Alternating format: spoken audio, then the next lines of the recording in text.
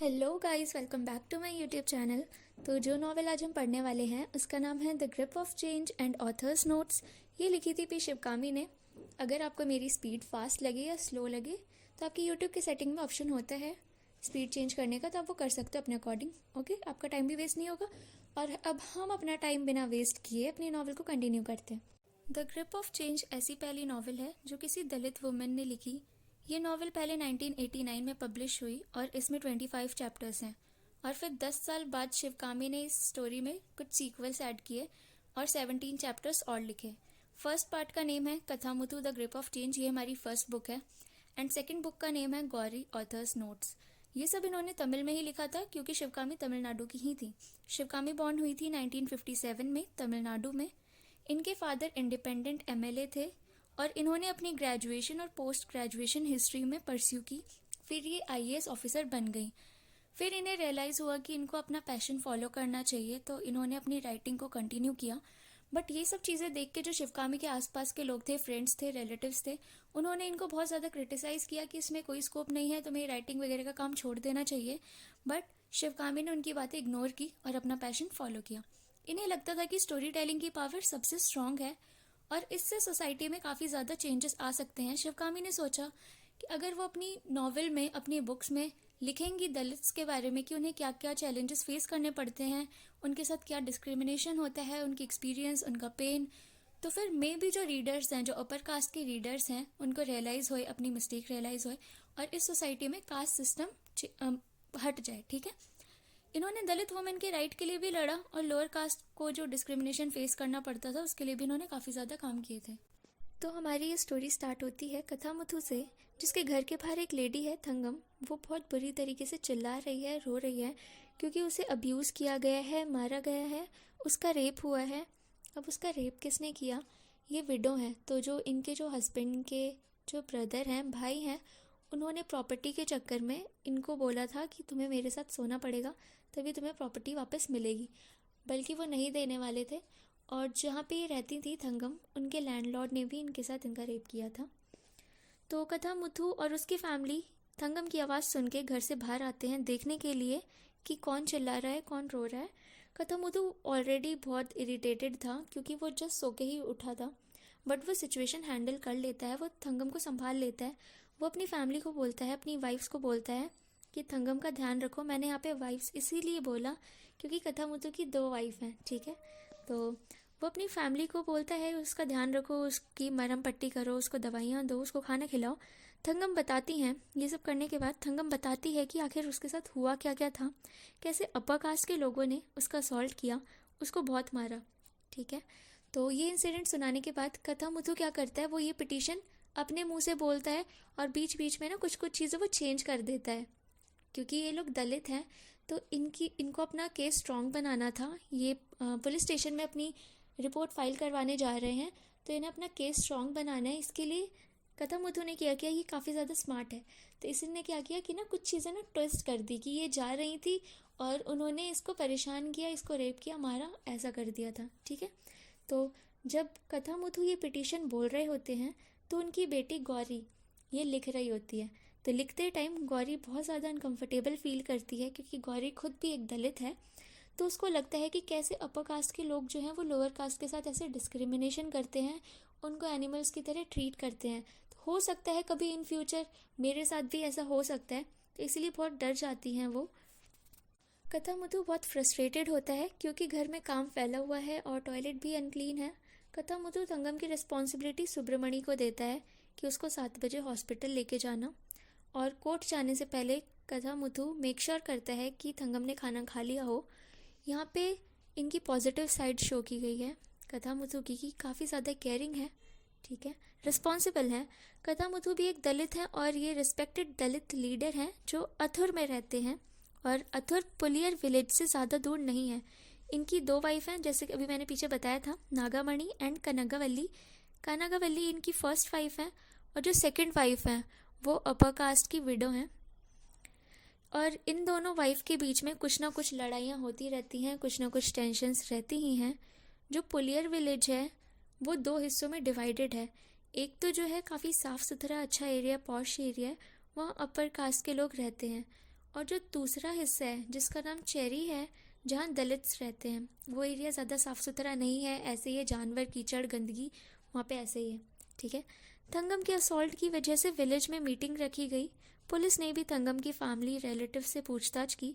इस assault case में थंगम के हस्बैंड के ब्रदर्स इन्वॉल्व होते हैं और परन ज्योति उदयर जो इनके लैंडलॉर्ड हैं उसकी भी इन्वॉल्वमेंट दिखाई गई है। परन ज्योति की जो वाइफ हैं और उसके ब्रदर्स थंगम को बहुत मारते हैं और परन ज्योति की वाइफ ये क्लेम करती हैं कि थंगम ने उसके हस्बैंड को सिड्यूस करने की कोशिश की थी, इसीलिए उसने ऐसा किया था उसके भाइयों के साथ मिलके। परन ज्योति अपने आप को डिफेंड करने के लिए क्या करते हैं कि थंगम पर ही उल्टा केस फाइल कर देता है। वो थंगम पर ही चोरी का इल्ज़ाम लगा के उस पर केस फाइल करने वाला होता है। जब कथामुथु को पता चलता है कि परन ज्योति के प्लान के बारे में कि वो ऐसा ऐसा करने वाला है, तो सुब्रमणि को गांव भेज देता है पुलियर, ताकि वो थंगम की फैमिली को वार्न कर सके। सुब्रमणि आधी रात को पुलियर पहुंचता है और उसे वहां पता चलता है कि परन ज्योति थंगम को चोरी के केस में फंसाने के लिए उसकी झोपड़ी में पैसे रखवाने वाला है। तो क्या करता है ये सुब्रमणि, उसके घर के बाहर उसकी प्रोटेक्शन करता है कि कोई उसको हार्म ना कर सके, उसकी फैमिली को प्रोटेक्ट करता है। ये सब देख के जो गांव के लोग होते हैं वो भी गुस्सा हो जाते हैं परन ज्योति की हरकत से कि कैसे वो थंगम पे चोरी के झूठे केस में फंसाना चाहता है। और इन्हीं सब के बीच एक लड़ाई और छिड़ गई अपर कास्ट और लोअर कास्ट में कि लोअर कास्ट के लोगों ने उनके लिए काम करने से मना कर दिया। लोअर कास्ट का मानना ये था कि जिस हिसाब से वो काम कर रहे हैं उन्हें उसके अकॉर्डिंग सैलरी नहीं दी जा रही, तो इसीलिए उन्होंने काम करने से ही मना कर दिया। और मरियमन फेस्टिवल होने वाला था, उसी की तैयारी के लिए भी उन्होंने मना कर दिया। अब जो अपर कास्ट के लोग थे उनको प्रॉब्लम्स हो गई, क्योंकि अब काम करेगा कौन? जब लोअर कास्ट के लोग धरना पे बैठ गए कि वो काम नहीं करने वाले, तो करेगा कौन काम? जो अमीर अपर कास्ट के लोग थे उन्होंने आसपास के गांव से वर्कर्स हायर करने शुरू कर दिए। जो लोअर कास्ट के लोग थे उनको हायर करना शुरू कर दिए ताकि वो फेस्टिवल में काम वाम कर सके और उनका भी जो काम है वो सब कर सके। बट इसकी वजह से कॉन्फ्लिक्ट्स और ज़्यादा बढ़ गए। अपर कास्ट की ही एक विडो की बेटी ललिता को लोअर कास्ट के बैंक पियोन से प्यार हो जाता है जिसका नाम इलेंगोवन है। पूरे गांव का ध्यान फिर इस ओर आ जाता है। बेसिकली जो ऑथर हैं उन्होंने अपनी नॉवेल में, अपनी इस वाली बुक में अलग अलग स्टोरीज बताई हैं दलित्स के बारे में कि कैसे अपर कास्ट और लोअर कास्ट के बीच में छोटी छोटी बातों को लेके कॉन्फ्लिक्ट्स होते रहते हैं। फिर ऑथर कनम्मा के बारे में बताती हैं जिसको सब क्रेजी कनम्मा भी बोलते हैं।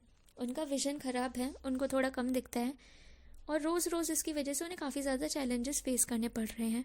जब वो डिनर बना रही होती हैं तो उसको रियलाइज़ होता है कि घर में बिल्कुल भी पानी नहीं है। वो अपने बच्चों को उठाती हैं जो कि सो रहे थे, पीनट कैंडी का लालच देके। कनम्मा कुएं के पास एक वुमेन को अप्रोच करती हैं, उनको हेल्प करने के लिए बोलती हैं, बट वो वुमेन इसको फटकार लगा देती है और वहाँ से चले जाने को बोलती हैं। तो यहाँ शो किया गया है कि दलित का स्ट्रगल्स, कि कैसे उन्हें छोटी छोटी चीज़ों के लिए इतना स्ट्रगल करना पड़ रहा है। एक पानी के लिए, एक कैंडी के लिए उनको इतनी ज़्यादा इंसल्ट सहनी पड़ रही है। और कनम्मा की एब्सेंस में उसके घर पर आग लगा दी गई, उसकी झोपड़ी में आग लगा दी लोगों ने। अब ब्लेम अपर कास्ट के लोगों पर आ गया कि उन्होंने ही ये काम किया है।